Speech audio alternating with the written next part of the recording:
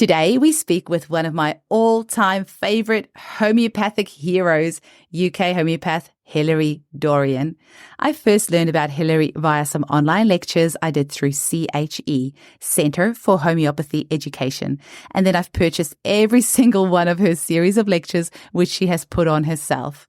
For the homeopaths listening, check the show notes on how to contact Hilery to be added to her mailing list for access to her past and future lectures.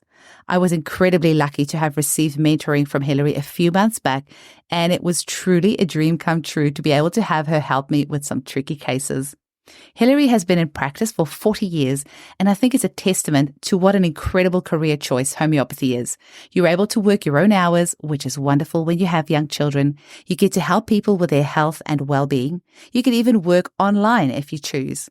I really hope this episode will inspire many of our listeners to consider homeopathy as a great career choice. Enjoy the episode. Welcome to the Homeopathy Hangout podcast, where we discuss all things homeopathy from around the world. And now, your host, Eugenie Kruger. Hello, homies, and a very warm welcome to Homeopathy Hangout. Today, we get to speak with my all-time favorite hero homeopath, Hilery Dorrian. Welcome, Hilery. Thank you, Eugenie. I am so the biggest fangirl. Your lectures are so amazing, and they've helped me so much in my practice. They've really challenged me a lot of the time as well. And one of the examples is, the bowel nosodes, where we were taught all that time ago, you give one dose of a remedy and you never repeat it again in 3 months. And then Hilery comes along and give it daily for 21 days. And my mind was blown. And now I give it for like 8 weeks and I don't even flinch. So you just have such an amazing way of making remedies come alive. So I wonder, Hilery, can you tell our listeners a little bit about how you first got introduced to homeopathy? Okay, yeah. A long time ago now, in 1978, I started my career I was at university and doing something completely different, and a lecture was scheduled, an external lecture about acupuncture. And I thought, that sounds interesting. So quite untypically for me in a way, I went to listen to it. And it was like a light bulb had been switched on in my head. And I just I have to find a place to study that. This was the days before Wi-Fi, before you could type in, where can I start? And I had no idea where to start. And then I managed to track down a college in the south of England in Leamington Spa. And I got accepted for a place for the following year. So I started there in 78. And I qualified from there in 81. So I've been in practice for 40 years now, just over 40 years, in fact. And so I was practicing as a homeopath. And after a couple of years, I decided there was a little gap in my practice. I felt it was hard to treat acute problems. It was hard to treat children who don't like needles. And you can use pressure, but it's not quite the same. So I decided to study homeopathy. And when I studied homeopathy, I just fell in love with it, really. I like the process. I like the breadth of knowledge that's out there. I like the detective work. I like the more deep human interaction that's necessary. So it became my love, really. I did briefly go back and study Chinese herbs as well. But now my practice is probably 95% homeopathy.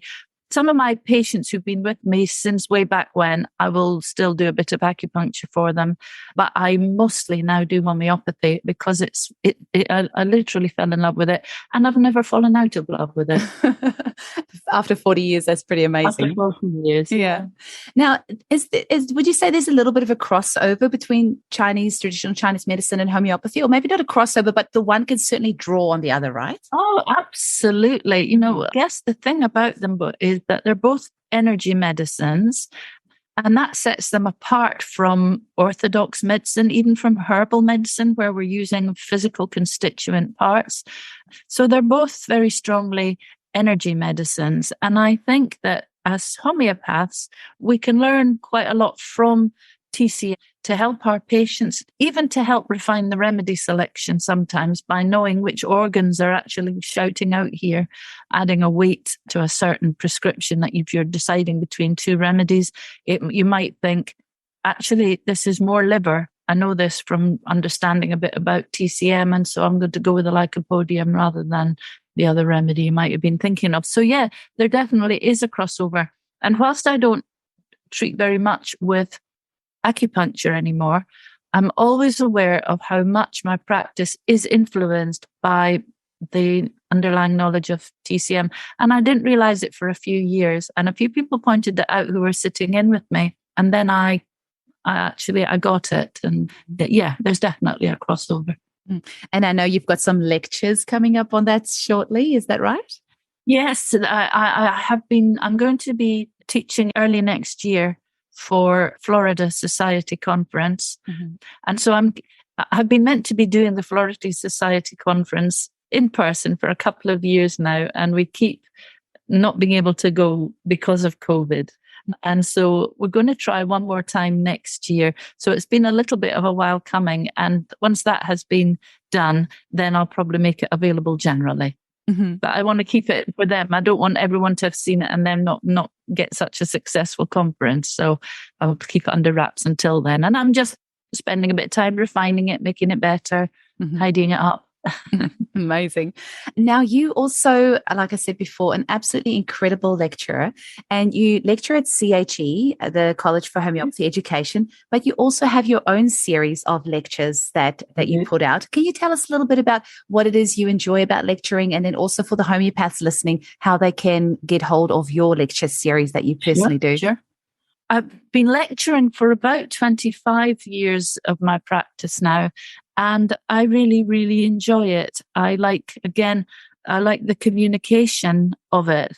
I think if people like my lectures, I think what they do like about them is that they're kind of structured, so it makes them quite accessible.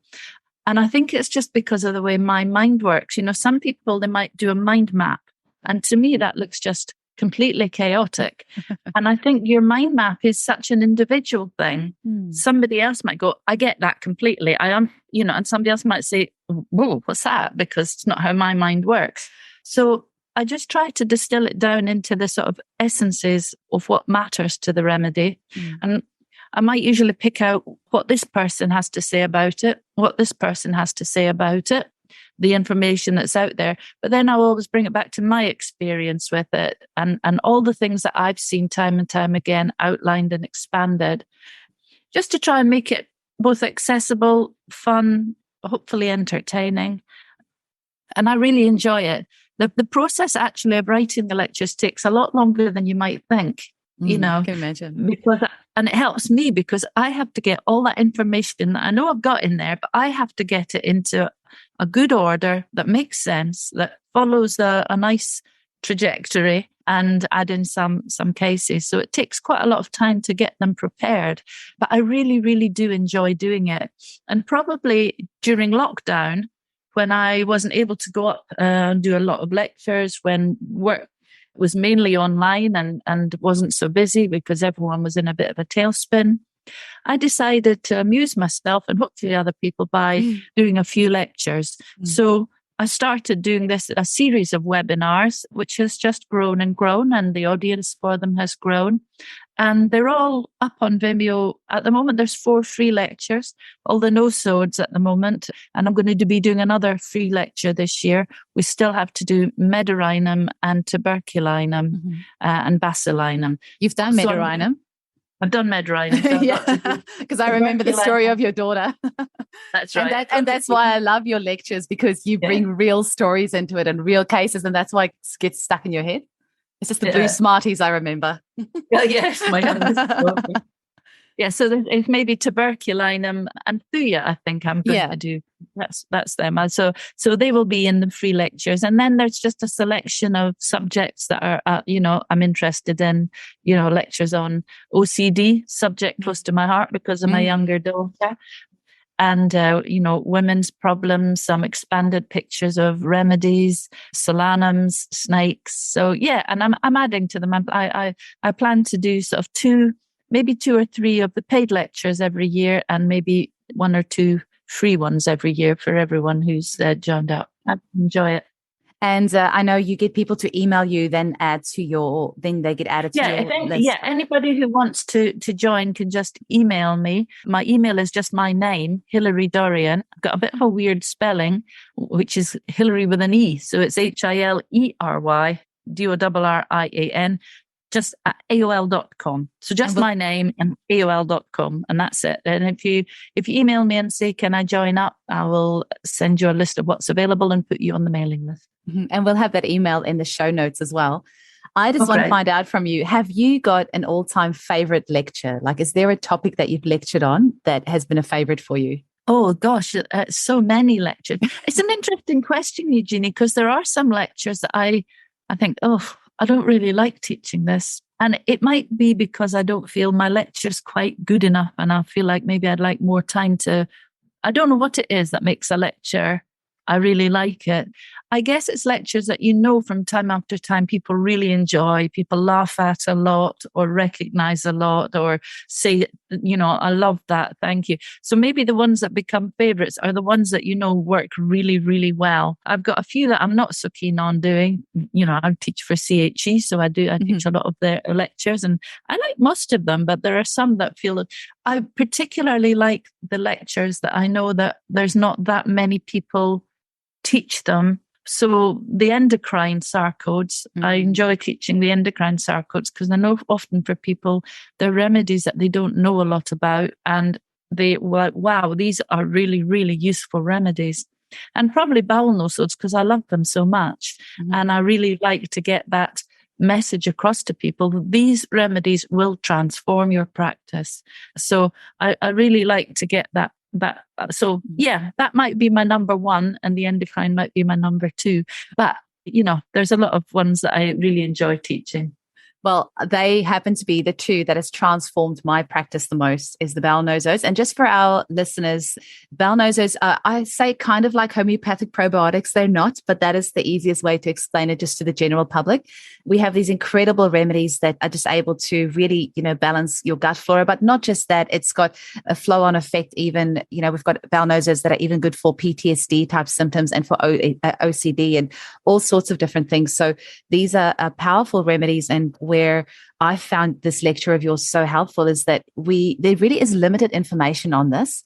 And the way that we get taught how to prescribe it is to be super careful of these remedies. Like you give one dose and you don't repeat it again in 3 months, like I said earlier. And so your lecture has been really transformative and eye-opening for me. And the results that I've had in clinic because of that has been amazing.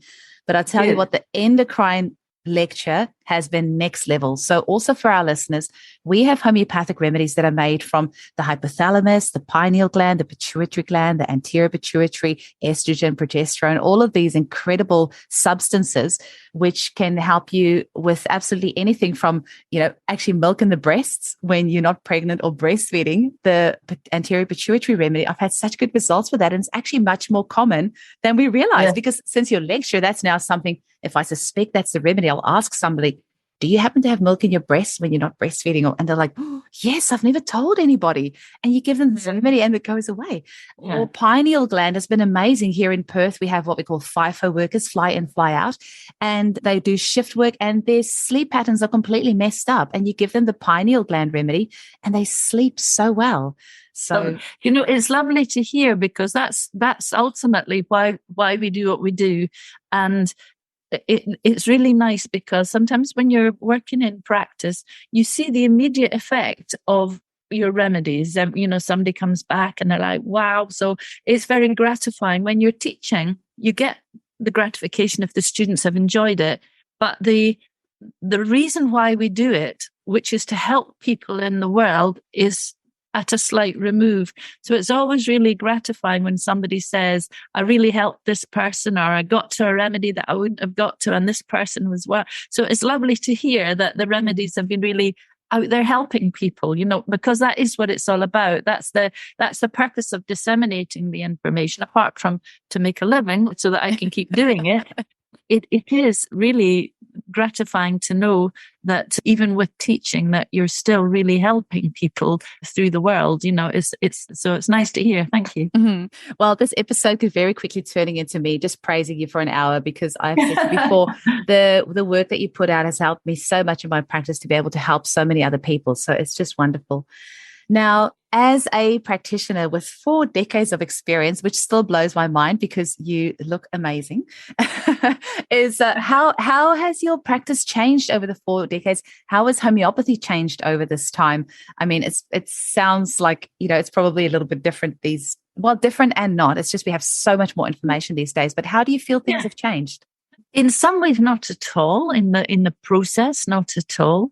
In the actual practice, maybe quite a bit. I would say that my patients nowadays are more well read about homeopathy and about health in general.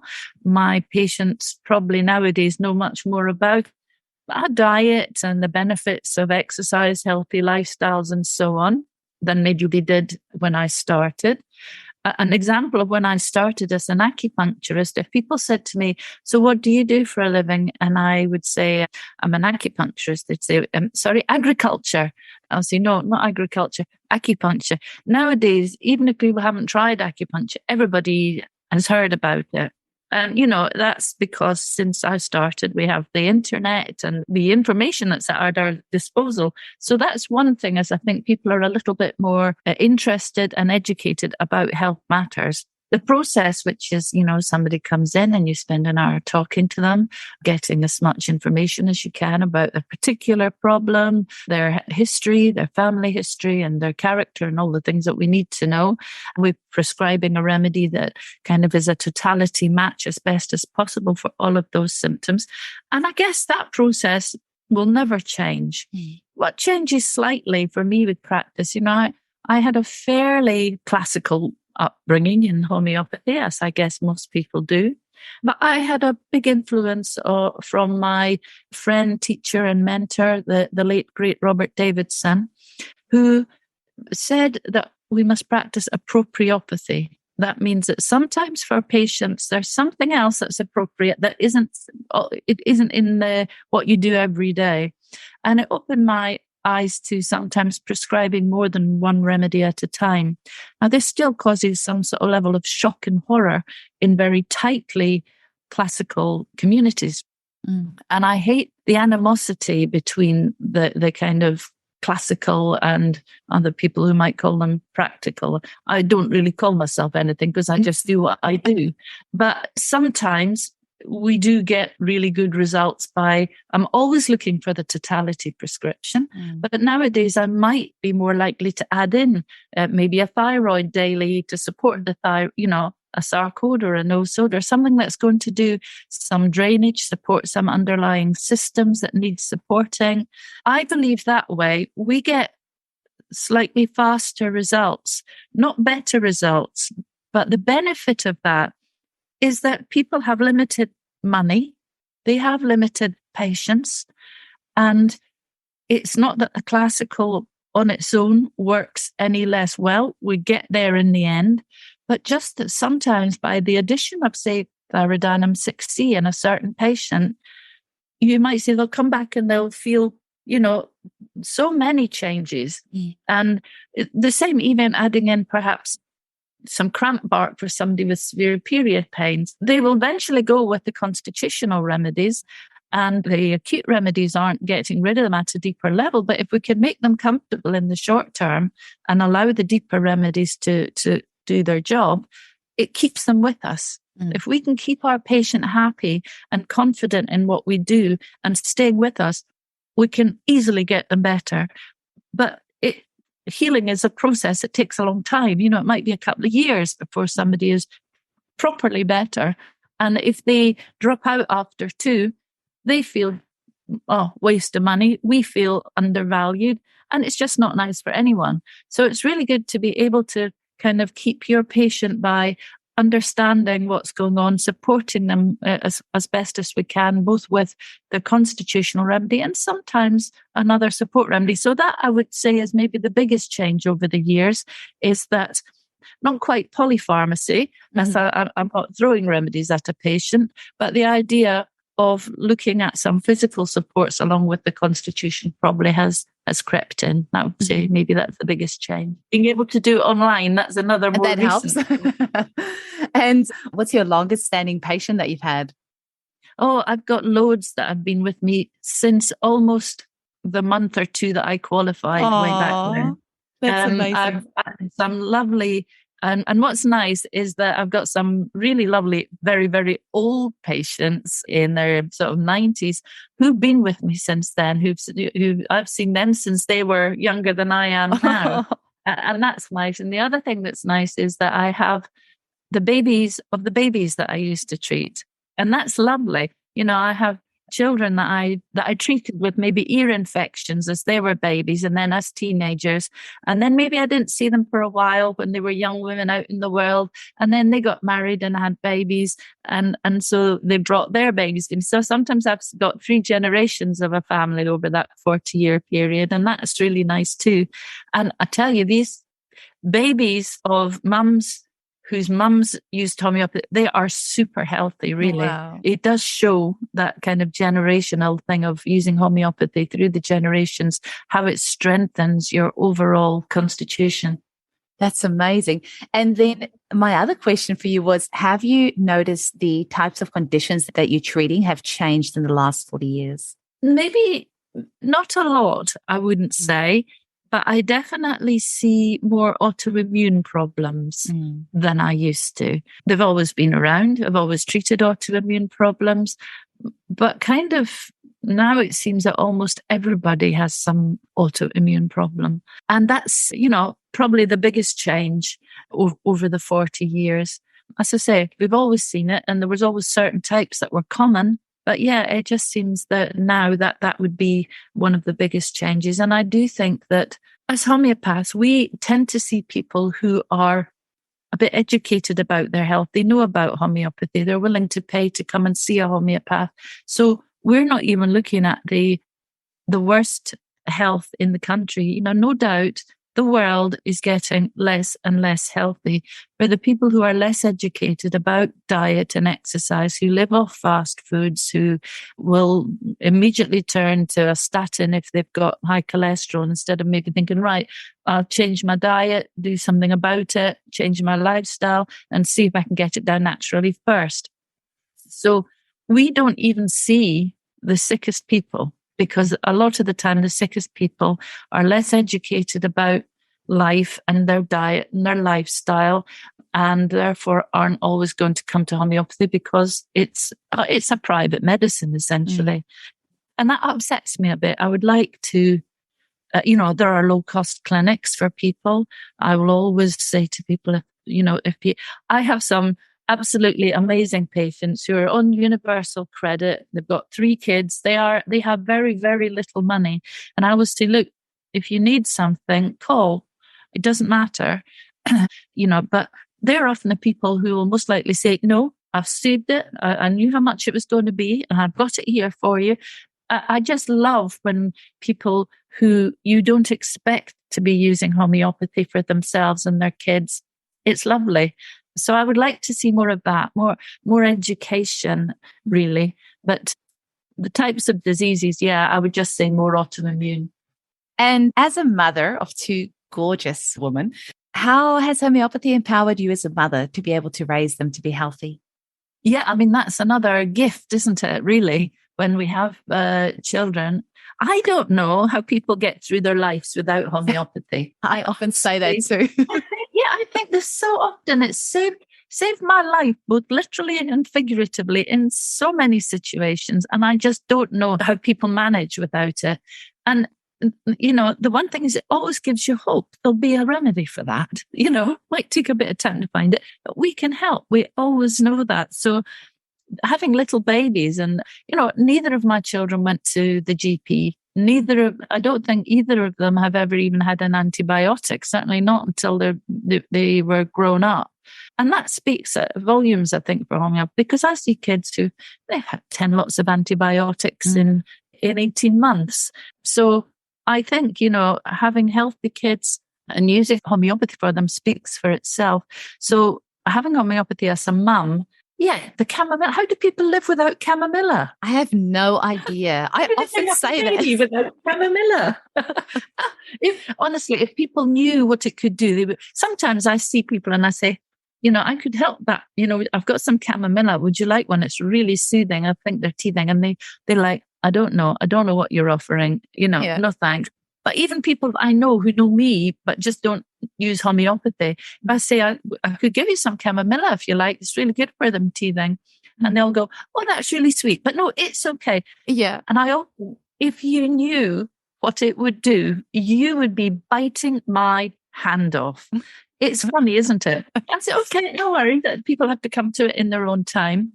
So having that, bringing up a family, it's such a blessing. And the second thing is that I was in private owned practice. So basically I can take off what time I want, what works for me, still have my practice, maybe quieter in those early years. But actually, it's why I started having a receptionist. My very good friend, Teresa, said, I'll look after Emily whilst you're seeing clients. And gradually, as the baby slept, she would pick up the phone and take a message for me.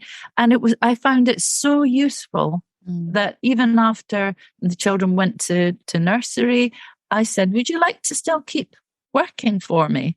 And from that day onwards, I've always had a receptionist. And if you have a busy practice, I cannot recommend it highly enough. I couldn't do half of what I do without my support network behind me. They are just so brilliant. And, they will send out remedies. They deal with all the appointments because they're all homeopaths themselves. They can take an acute case on the phone for me. They just allow me to do more than I could if they weren't there. And that came out of working around a family, really. So, as a mum, it's been a blessing in so many ways. Mm-hmm. And now you have a daughter who's a homeopath, so second generation. How is she going with her practice, and what are your hopes and dreams for her practice? Hi homies, I just want to take a quick moment to ask for your help. My mum works really hard to create great content for you to enjoy. So if you found value from this podcast, please consider donating to keep the Homeopathy Hangout podcast going. You can do this by visiting www.eugeniekruger.com and click the donate button at the top. Every donation of $10 or more will receive a shout out on a future episode. Thanks! Hi homies, just a quick break in the episode to ask for your help. Producing this show takes a lot of time and money, and I would really appreciate your support so I can continue producing new episodes for you to enjoy. You can visit www.buymeacoffee.com/hangout to make a donation from as little as $5. Believe me, every little bit helps. I'd also like to invite you all to my Facebook group called Homeopathy Hangout, where we can continue the conversation. And for my Australian listeners, check out my amazing range of homeopathic kits, remedies, crystals, supplements, and more at www.eugeniekruger.com. All right, let's get back to the episode. Thanks for your time. She's doing brilliantly. Is a really, really good practitioner. Mm-hmm. And I don't just say that because I'm her mum. I think her patients would tell you that. She's very insightful. She's got good emotional intelligence. She's got a good brain for doing all that's necessary to be a good homeopath. And when she told me, 6-7 years ago now, Mum, I'm not really keen on what I'm doing. I'd like to do something that makes a bit of a difference. And I said, okay, what are you thinking of? She said, I'm thinking about homeopathy. I said, oh, brilliant. I said, well, come up to CHC one day, sit in, have a look, see if you think it's for you. Mm-hmm. And she did. And she said she wanted to study homeopathy. And I said, come and sit in with the college at CHC, see if you like it. So she did that for the weekend. And she absolutely loved it. She really, really enjoyed it. And that started her on that journey to practice. And now, because I'm semi-retiring, I'm not taking on new clients. And so the new clients are seen by 2 homeopaths who work very closely with me, one of them being my daughter. So I say I'm going to supervise the cases for the first 3 sessions, make sure that all the information's been gathered properly, make sure there's a good overview of what remedies are going to be useful here. And it works really well. And she's going to be great. And people say to me, "Oh, you must be really happy that she's a homeopath." And I say, all I ever want for my children is for them to be happy, whatever they do. And, as long as they find that happiness, that contentment and their place in the world, I don't mind what they do.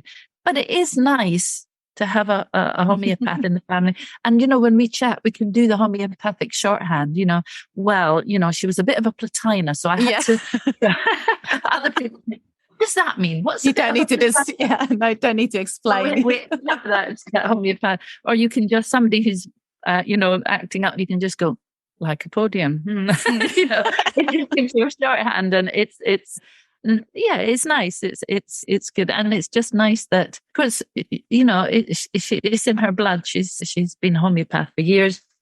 Her dad's a homeopath, not my husband, who's her stepdad, not Ian Watson. And so it's almost perhaps not unusual that that's what's happened, that she's wanted to be a homeopath. But it's lovely. I should share that joke with our audience as well, that Hilary's husband is called Ian Watson, but I have also just today recorded an episode with the homeopath Ian Watson, and it's not the same guy. So just if anyone... And there's a lot of confusion. And the homeopath Ian Watson says he actually quite enjoys that your husband takes... He's the one that gets all the Facebook friend requests, thinking that it's him, but it's not. So we were just having a laugh at that before we started recording earlier. So Hilery, I wonder, have you got actually, I've got a question here for you. Do you think there's anything that homeopathy can't help with? Can't help with? No. Yeah. Because we help on so many different levels. There are some problems that are surgical problems. They have to be dealt with surgically. It might be somebody's spinal realignment. It might be an accident. It might be appendix. There are some things that are surgical problems. Now, if we were out in the middle of nowhere with no resources for surgery and only homeopathy, I like to think that perhaps in your situation, we would have got on top of it and not lost you. But we don't have to take those risks. We have surgery there, and sometimes it is the best resource. And as homeopath, I think that it's good not to be too militant about people being, we want everyone to have the choice to understand that people have their own intelligence, they know their own body, they know their own needs. They've often done a bit of research. And if that's what they've decided is right for them, who am I to say it's not? I might give them more education as to why that might not be the best road in the first instance, and that how this is the thing that we could try. But, we have to be respectful of other people's opinions. I don't usually find that ordinary medicines get in the way of my prescriptions. And the best way for people to start to think they maybe won't take the ordinary medicines is to get them so much better that they think, this really works for me. Maybe I'm going to tackle this, it might be statins. I want to tackle their cholesterol without taking a medication anymore. So I don't take people off their medications by and large, and I don't tell them not to take them. I might say, well, we probably can help so that you might not need to.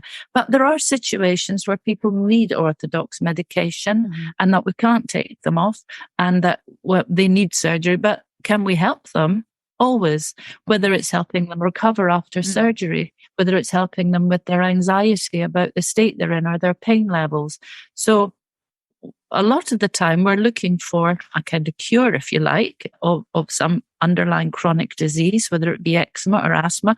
And fantastically, as homeopaths, we very often get that. And it's interesting as well, when my daughter first qualified, a patient who I couldn't take on asked if Emily would see her. Through one of my patients, she said she's very, very sick. She's got cancer. She can't do anything. We just hope that she'd be able to have one last holiday in New York, which is where some of her family, I think, are. And Emily said, oh my goodness, that's quite a big case to take on. I said, look, it's a case. It's no different to any other case. You look and you find the similarities and you prescribe on the totality. I said, with cases like this, you have to be prepared. Sometimes the patient is going to die.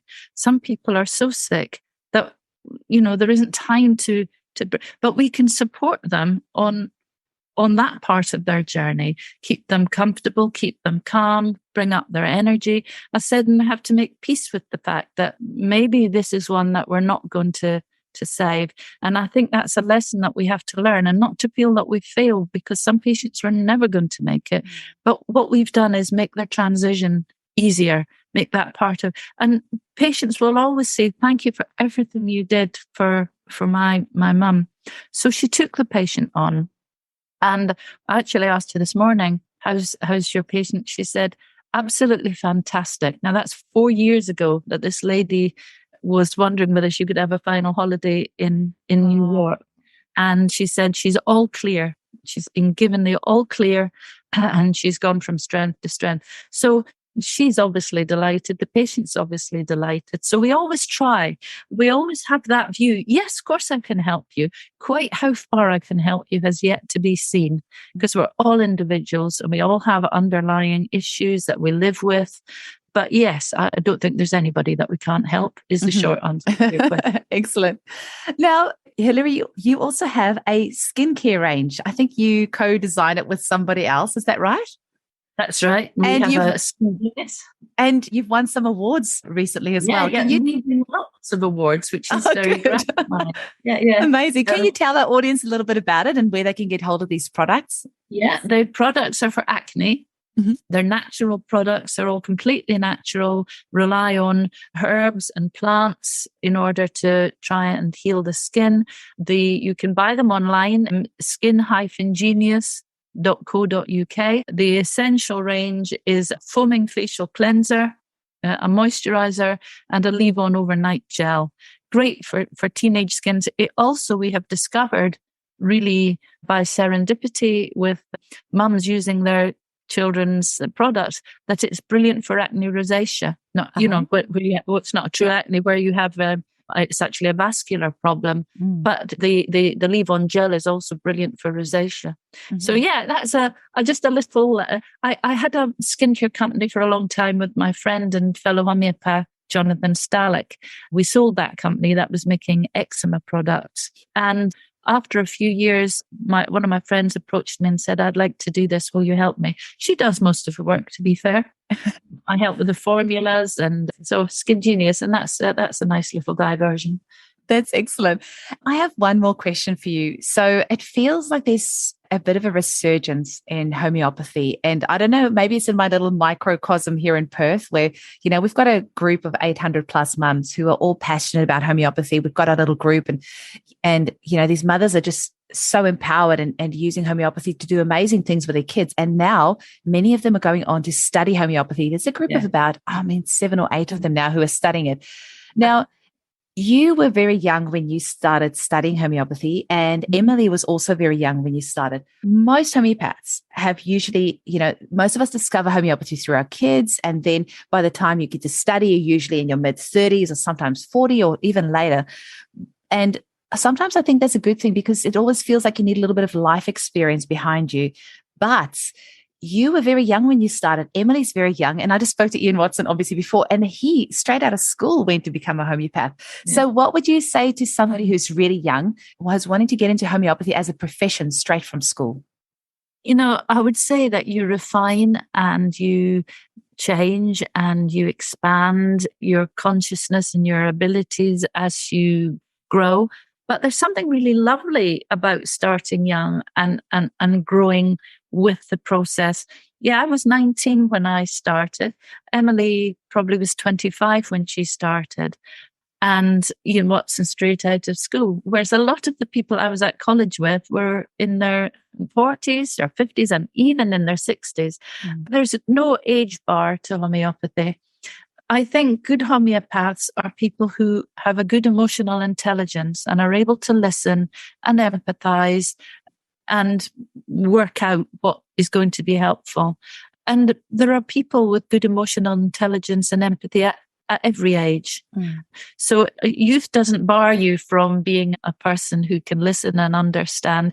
We may not have been there in our lives, but it doesn't mean that we can't understand it. There are situations that I've never been in my life yet, but it doesn't mean that I wouldn't be able to understand how it might have felt. My job isn't to to know how it felt, because how I think it might feel isn't necessarily how it feels for this person. Our job is to find out how they felt. We can all find that out. In fact, I sometimes think that this is something that homeopaths might do if they don't take a good enough case, is, there was a grief. They're immediately thinking Matron Muir or Ignatia, their father died. When I say to students, so Ignatia, why? Well, her father had just died. I said, and how did she feel about that? Well, I didn't ask. So I say, when you have a timeline and you know what happened to them when they were 13, 17, 21, 20, you know what happened to them all the way through their lives, but you don't know how they felt about any of it. So you're prescribing for yourself. You're prescribing for how you would have felt in those situations. My father died and I was in a terrible, I said, he might have beaten her senseless. She might have thought, great, I'll get rid of the old bugger. We don't know unless we ask, So our experience is understanding how a situation might feel because we've been there. But if we're not careful, we can impose our own view of what happened. Whereas when you're young, you maybe don't have that because you haven't been divorced. You maybe haven't lost a parent. You maybe haven't had a child. So you're not putting imposing your own view on it, and you're less likely to be prescribing for yourself and fully prescribing for the other person. Just a thought. So I think there's advantages at every age, when you do have experience, when you know how to deal with something, when you're not embarrassed by grief or by sexual stuff or, the things that come with experience. But that doesn't mean that there aren't some brilliant things that you have from starting young. I love that you've said that. That's so great. And I just want to check, Hilery, is there anything else that you want to bring across to our audience, and also anywhere else that they can get hold of you? We've got the email address that I'll put in the show notes for any homeopaths who are interested in your lectures. There's Skin Genius, if anyone wants to get hold of those products. Anything else that you want to promote to the general public? If anybody wants to see any of our wonderful homeopaths under my supervision, I can give you the clinic number, which they can ring. Leave a message. Somebody will always get back to you. And that is, if you're out of the UK, 0044 1342 836985. And that's about it. But you're talking about the young people coming into homeopathy and how in doing what you're doing and teaching all these young people, I think that's fantastic. And it's a sort of testament to your enthusiasm passing down to these people who think, yeah, I can do it. They try homeopathy, it works, I can do it. And then I'd love to be like you, Jeannie, doing that. It's marvelous, I think, to do that. Encourage that younger generation into homeopathy. We have to encourage the younger generation, and otherwise we're not going to keep going through the generation. So I think that's a great testament to your what you do out there in the community as well as in your practice. So thank you so much. My son is 10 and my daughter is 7, and she's been saying since she was 5 that she's going to be a homeopath and work with me. But she said she wants to be an animal homeopath, and on the weekend she's going to be an artist. So they are what started already. Yeah. They are what drive me, because I want homeopathy alive and thriving for them when they are adults, so they can, they are my reason for living. They're my reason for doing what I do. I want to keep homeopathy alive for hopefully grandchildren one day, so they can use it and have access to this safe natural medicine. Brilliant. Yeah, I think that's absolutely brilliant. Oh, well, thank you so much for your time today, Hilery. It's a pleasure. It's just wonderful chatting with you. And I know you're about to jet off on a plane and then on a boat. So enjoy and have a great holiday. I'll do my very, very best to enjoy it. I think it'll be too hard somehow. I'll talk with you soon. Bye-bye. Yeah. So thanks, Eugenie. Bye. Bye.